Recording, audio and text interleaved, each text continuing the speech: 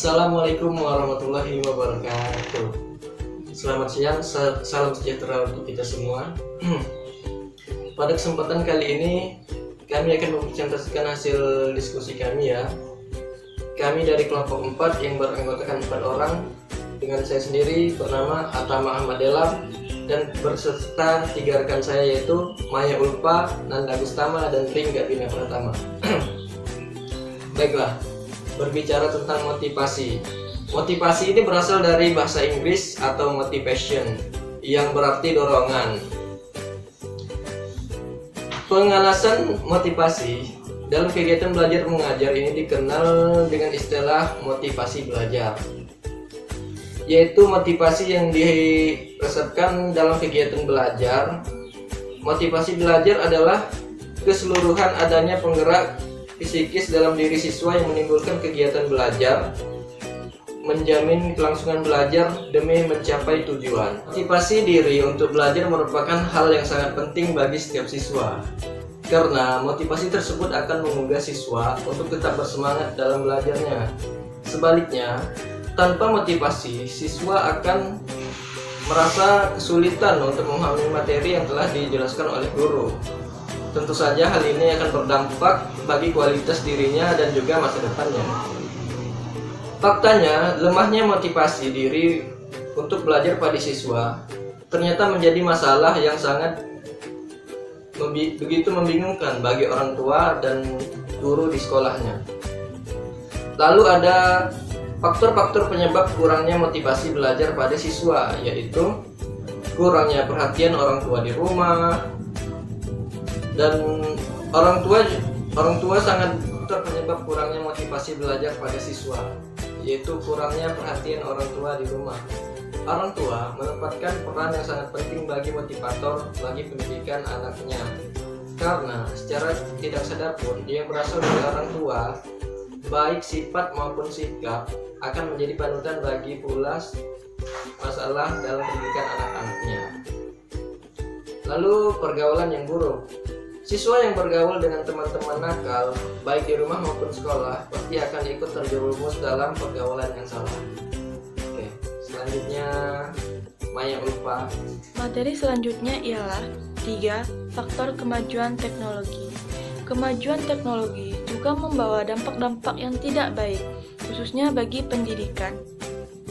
Budaya-budaya yang terselip di internet, program-program TV yang kurang mendidik, serta game dan media di dalam handphone, semua itu menyibukkan aktivitas siswa, sehingga siswa lupa untuk belajar. Yang keempat adalah masalah siswa. Masalah dalam kehidupan siswa juga menjadikan lemahnya motivasi belajar siswa. Bahkan ada siswa yang melakukan kenakalan di sekolah. Masalah pada kehidupan siswa yang melemahkan motivasi belajar siswa antara lain pertengkaran orang tua, perceraian orang tua, pacaran, dan bahkan putus cinta. Semua itu melemahkan motivasi belajar siswa. Menurut Sudjana, kurangnya motivasi belajar siswa dapat dilihat dari dalam hal sebagai berikut. A. Kurangnya minat dan perhatian siswa terhadap pelajaran. B. Kurangnya semangat siswa dalam mengerjakan tugas-tugas belajarnya. Yang C. Tidak bertanggung jawab terhadap tugas-tugas pelajarannya. Yang D. Tidak senang bila diberikan tugas oleh guru. Teknik yang kami gunakan dalam masalah kurangnya motivasi belajar pada siswa yaitu teknik struktur learning approach yang dikembangkan oleh Thompson dengan metode yang saling berkaitan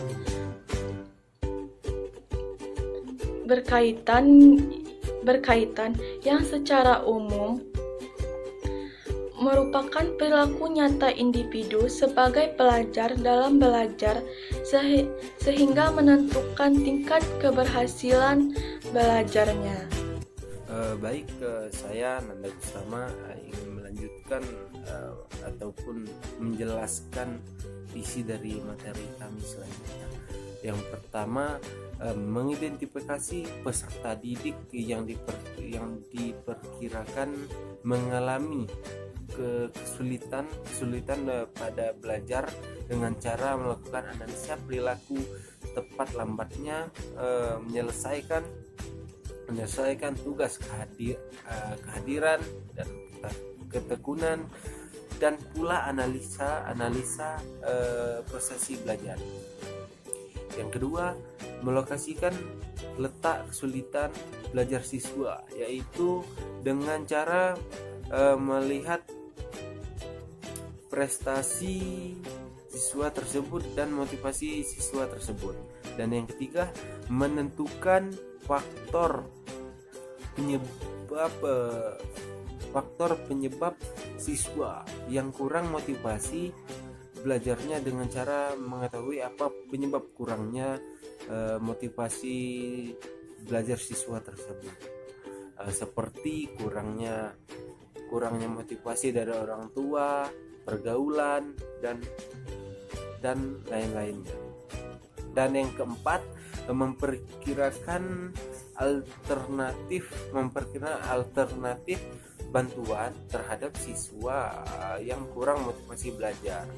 Dan yang kelima menetapkan kemungkinan cara mengatasi dengan cara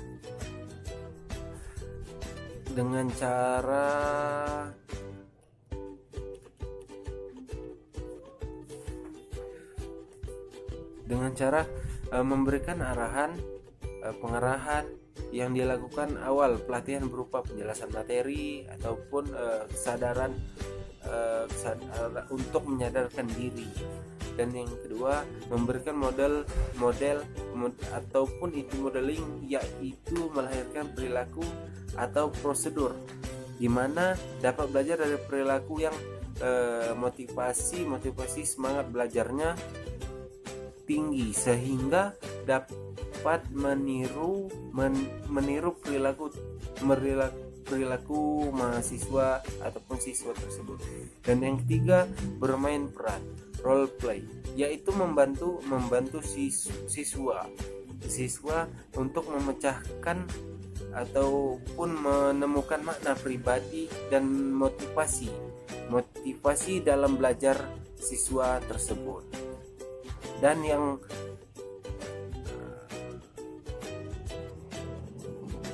mungkin itu saja yang dapat saya jelaskan, dan selanjutnya akan dijelaskan oleh saudara Ringga. Baiklah, selanjutnya pemberian umpan balik performance feedback, yaitu proses yang berkaitan dengan kegiatan role play, konselor, dan observer memberikan usulan agar dapat memperbaiki lemahnya motivasi belajar siswa menjadi lebih semangat. Pemberian tugas, yaitu membuat siswa lebih memperkuat motivasi belajarnya. Tidak lanjut, yaitu memberikan pertolongan kepada peserta didik yang mengalami masalah belajar sebagai program bantuan yang telah diterapkan pada langkah sebelumnya. Alasan kami menggunakan teknik struktur learning approach ialah teknik ini cocok untuk siswa yang mengalami masalah belajar, yaitu masalah kurangnya motivasi belajar siswa tersebut.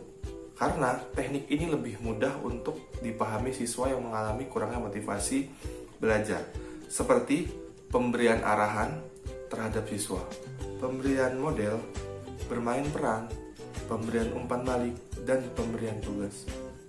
Oke, baiklah, mungkin kurang lebihnya sekian aja dari kelompok kami. Semoga kita semua diberi kesehatan, dan yang nonton video ini diberikan kesehatan nanti sampai kita lebaran. Oh ya, buat dosen saya, terutama buat Bu Zahra yang nonton video ini sampai selesai, kami mohon maaf lahir batin karena bentar lagi kita mau lebaran. Kita sekelompok minta maaf sebesar-besarnya kalau kita ada kesalahan yang disengaja maupun yang tidak disengaja. Semoga ilmu yang diajar Bu Zahra sampai kami lanjut nanti ke semester 5 bermanfaat buat kita semua. Dan buat saya pribadi, makasih udah ngajar saya banyak belajar dari Bu Zahra. Pokoknya kurang lebih seperti itu aja. yang kawan atau ada dosen atau ada siapapun yang nonton video ini, terutama buat kawan-kawan kita, ya kita minta maaf lahir batin karena kita tak luput dari semua kesalahan. Yaudah, kurang lebih seperti itu aja presentasi dari kelompok kami. Kalau mau subscribe channel ini ya silahkan di subscribe. Kalau mau di like juga nggak apa-apa. Tapi semoga bermanfaat video ini. Yaudah, saya tutup mewakili kelompok saya. Ya, saya tutup. Wassalamualaikum warahmatullahi wabarakatuh.